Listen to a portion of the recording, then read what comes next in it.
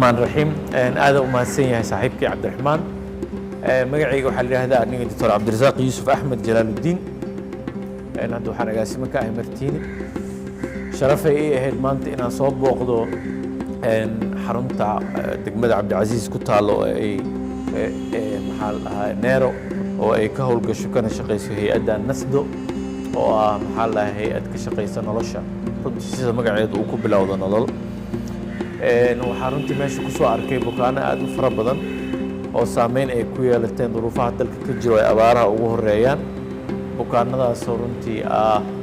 dadka u baahan daryeelka nafaqa darida waxaan haddana soo arkay shaqooyinka waaweyn oo hay'adda nasdo ay bulshada u hayso aniga nasdo muddo dheer aan aqaanaa oon ka warqabay hawsheeda intaan wasaaradda caafimaadka federaalka agaasimaha ka ahaa oo aan runtii ku faano inaan marqaati ka soo noqday shaqooyin fara badan oo ay qabatay waxaan sidoo kale markasta xusayaa qaybna ka ah inaan ka mahad celiyo sida ay quruxda badneed oo ay nasdo noola shaqaysay xilligii coronavirus hadday ahaan lahayd wacyigelin hadday ahaan lahayd abaabul bulsho iyo hadday ahaan lahayd inay isbitaalka martiin nagu kaalmeeyaan hadda waxaan ka wada shaqaynaynaa hay'adda nasdo bukaan isdhaafsiga gaar ahaan kuwa nafaqa darida daran maadaama isbitaalka martiini ay ku taala xarun lagu daaweeyo nafaqa darida ba'an oo ilmaha daryeelka xoogga leh u baahan marka ay noo soo diri karaan bukaanada referral center u nahay inagana sidoo kale markay bukaanadayna bogsadaan ay u baahdaan heerka maxaa la dhahay moderate-ka waa iscaawin karnaa maadaama degmada cabdicasiis oo xarumahooda ay ka shaqeeyaan in degmooyinka kaleba ee bukaan isweydaarsiga uu naga dhexeeyo waa u hambalyeynaa u mahad celinaa nasdo shaqooyinka ay dalkan ka hayso gaar ahaan magaaladan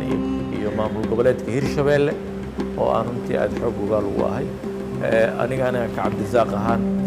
aaday sharaf iigu tahay maanta booqashada aan xarumahooda iyo xafiiskooda ku tegay mahadsanid bismillahi raxmaan raxiim maanta sharaf weyn ayay tahay xafiiskeena iyo xarumaheennaba uu nagu soo booqday agaasime jalaal oo runtii aan ognahay kaalinta uu dalkan ugu jiro iyo maxaa la dhahaa marxaladihii iyo waqtiyadii kala duwanaa uu soo shaqeeyay haddana ah agaasimaha guud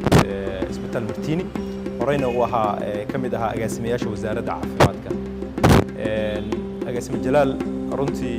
markii uu wasaaradda caafimaadka joogayna waxaan ku wada shaqaynayay si dhow maanta uu yahay agaasimaha guud isbitaal martiini waxaan nahay rag dad maxaa la dhahaa si dhow u wada shaqeeya kana wada shaqeeya bukaanada oo maxaa la dhahaa lisnaafsana saake waxaan geynay xarumaha hay'adda ka howlgala xarumaheeda mid ka mid ah oo ku taalla degmada cabdicasiis gaar ahaan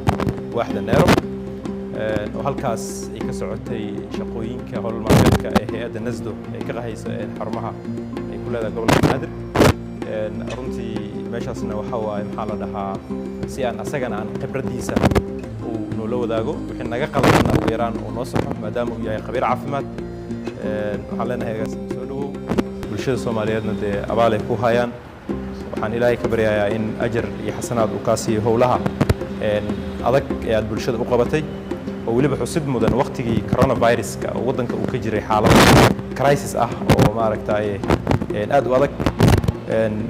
ilaahayna waxaan ka rajaynaynaa in ummaddeenna uu dhibaatada ka saaro